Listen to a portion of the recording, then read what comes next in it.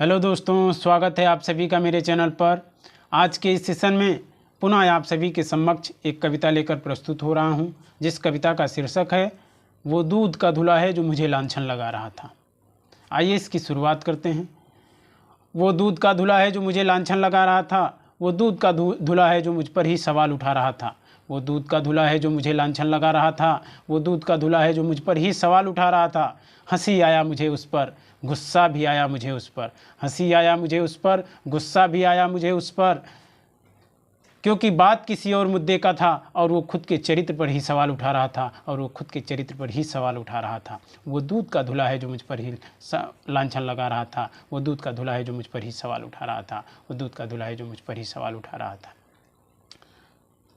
सवाल पूछना गलत नहीं है, सवाल उठाना गलत नहीं है, सवाल पूछना गलत नहीं है, सवाल उठाना गलत नहीं है, मगर हर सवाल का एक वजन होता है, मगर हर सवाल का एक टसन होता है, मगर हर सवाल का एक वजन होता है, मगर हर सवाल का एक टसन होता है, क्योंकि बात किसी और मुद्दे का था और वो खुद को ही नाजायज़ बना रहा था।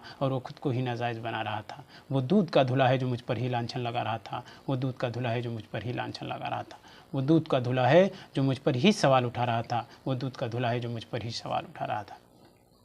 क्या होता है जायज़ और नाजायज़, क्या होता है लायक और नालायक, क्या होता है जायज़ और नाजायज़, क्या होता है लायक और नालायक। जो उचित है वो जायज़, जो अनुचित है वो नाजायज़, जो योग्य है वो लायक, जो अयोग्य है वो नालायक, जो उचित है वो जायज़, जो अनुचित है वो नाजायज़, जो योग्य है वो लायक, जो अयोग्य है वो नालायक, क्योंकि बात किसी और मुद्दे का था और वो खुद की योग्यता पर ही सवाल उठा रहा था, वो दूध का धुला है जो मुझे लांछन लगा रहा था, वो दूध का धुला है जो मुझ पर ही सवाल उठा रहा था। जय भीम, जय भारत। दोस्तों, इसे लाइक करें, शेयर करें, कमेंट करें, फॉलो करें और सब्सक्राइब करें। बताएं कि आप सभी को कैसा लगा। धन्यवाद।